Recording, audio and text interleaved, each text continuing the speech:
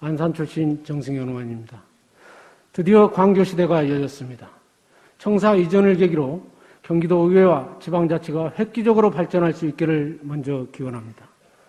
저는 경기도의회 더불어민주당 총괄수석 부대표이자 의회 운영위원장으로서 의회 운영을 비롯한 지방자치 발전과 관련하여 제10대 의회의 성과와 한계, 그리고 제11대 의회에서 추구해야 할 과제에 관해 말씀드리고자 합니다.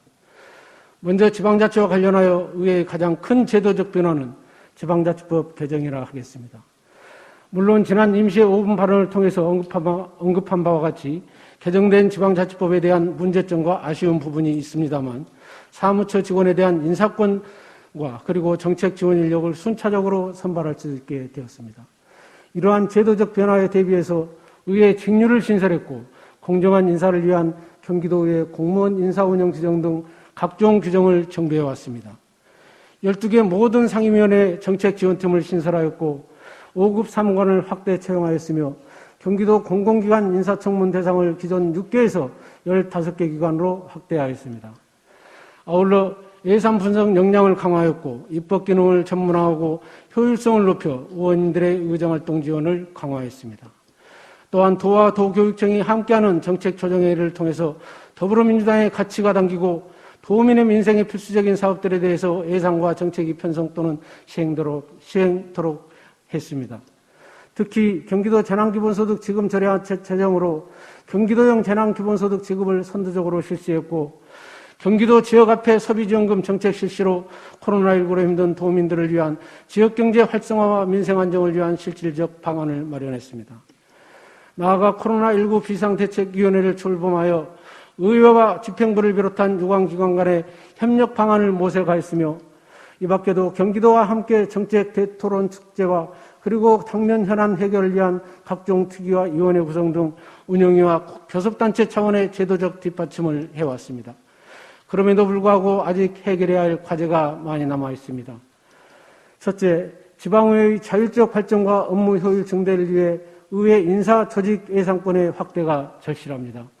사무처 직원의 인사권이 도지사에서 의장에게 이양되었지만 직원 수와 직급 신설 등 조직 권한과 의회 예산 편성과 같은 핵심적 사안들은 여전히 대통령령으로 정하게 되어 있습니다.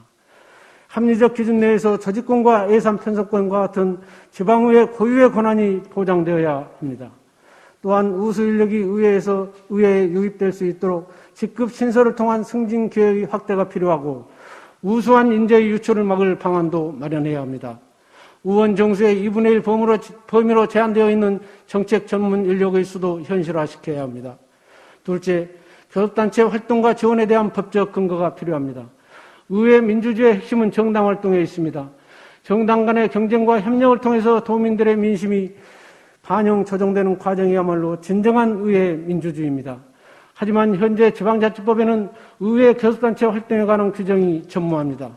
교섭단체 활동에 대한 예산 및 인력 지원에 대한 법적 근거를 마련하기 위해 국회법과 같은 지방의회법 제정이 시급히 필요합니다.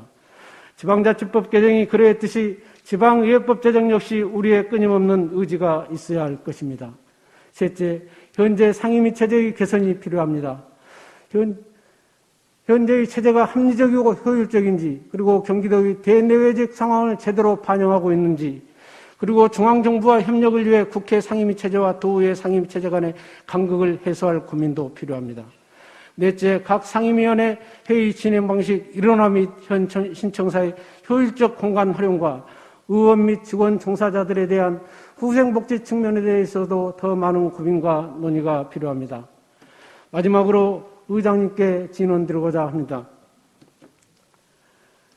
인사권 독립 이후 최근 경기도의회 사무처 인사가 있었습니다.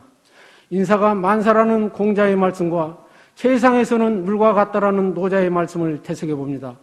우리가 적절한 인재를 적절한 자리에 맞게 쓰고 있는지, 혹여 물을 아래에서 위로 흐르게 하고 있는 것은 아닌지에 대한 냉철한 사고를 견지해야 할 것입니다.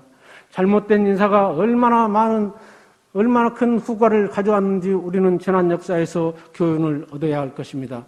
나를 위한 인사보다는 조직을 위한 인사가 곧 경기도의 발전과 이상에 직결된다는 점을 간과해서는 안 될 것입니다. 끝으로 신청사 이전에 따른 공무원 여러분의 노고에 진심으로 감사의 말씀을 드리며 이후 불편사항에 대한 의견들을 충분히 수렴하여서 이에 따른 조치를 조속히 이행해 주실 것을 사무처 직원들께 당부드립니다. 저희 의원들도 함께 노력하겠습니다. 이상 5분 발언을 마치겠습니다. 끝까지 경청해 주셔서 감사합니다.